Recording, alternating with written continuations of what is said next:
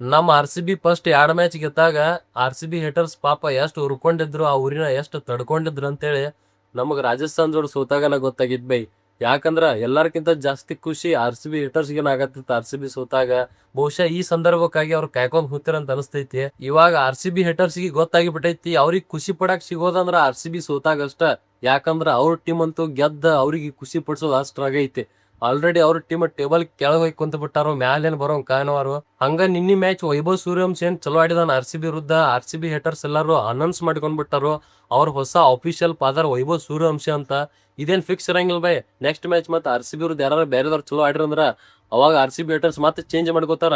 ಇದು ಫಿಕ್ಸ್ ಇರಂಗಿಲ್ಲ, ಪ್ರತಿ ಮ್ಯಾಚ್ಗೂ ಹಂಗ ಚೇಂಜ್ ಹಾಕೊಂತಿರ್ತೈತಿ ಹೊಸ ಹೊಸ ಫಾದರ್ಗಳು ಹೊಸ ಹೊಸ ಮ್ಯಾಚ್ಗೆ. ಮತ್ತೆ ನಿನ್ನಿ ಮ್ಯಾಚ್ RCB ಸುಲಾಕ್ ಇನ್ನೊಂದು ಕಾರಣ ಏನಂತ ಗೊತ್ತೈತಿ ನಿಮ್ಗ? ಏನಪ್ಪಾ ಅಂದ್ರ RCB ಹೇಟರ್ಸ್ ಬಾಳ ಉರ್ಕೊಳತ್ತಾರ. ಉರ್ಕೊಂಡ್ ಏನಾರ ಮಾಡ್ಕೊಂಡಿದ್ದಾರು, ಏನಾರ ಆಗಿದ್ದಾರ ಅಂತೇಳಿ RCB ದವ್ರ ಬೇಕಂತ ಸುತ್ತಾರ ಬೈ. ಯಾಕಂದ್ರ RCB ಹೇಟರ್ಸ್ ಏನಾರ ಆತಂದ್ರ ಮತ್ ಅದು ನಮ್ RCB ಮ್ಯಾಗ ಬರ್ತೈತೆ. ನಿಮ್ ಸಲುವಾಗಿ ನಾವು ಜಾಸ್ತಿ ಉರ್ಕೊಂಡ್ ಹಿಂಗ್ ಮಾಡ್ಕೊಂಡೇವ್ ಅಂತೇಳಿ RCB ಹೇಟರ್ಸ್ ಹೇಳ್ತಾರ. ಈಗ ಹೆಂಗ ಹಾದರ್ಸ್ 11 ಮಂದಿ ಸತ್ತದಕ್ ಅದಕ್ಕೂ ನಮ್ RCB ನ ಕಾರಣ ಅಂತ ಹೇಳ್ತಾರಲ್ಲ, ಇದಕ್ಕೂ ನಮ್ RCB ನ ಕಾರಣ ಅಂತ ಹೇಳವ್ರ RCB ಹೇಟರ್ಸ್. ಸೊ ಅದಕ್ಕ RCB ಹೇಟರ್ಸ್ ನೀವು ಯಾವಾಗ್ಲೂ ಚೆನ್ನಾಗಿರ್ಬೇಕು, ಹಿಂಗ ನಮ್ ಟೀಮ್ ನೋಡಿ ಉರ್ಕೊಂತ ಇರ್ಬೇಕು. ಯಾವಾಗ್ಲೂ ನಿಮ್ಗೆ ಉರ್ಕೊಳಕ್ ಇನ್ನಷ್ಟು ಆ ದೇವ್ರ ಶಕ್ತಿ ಕೊಡ್ಲಿ.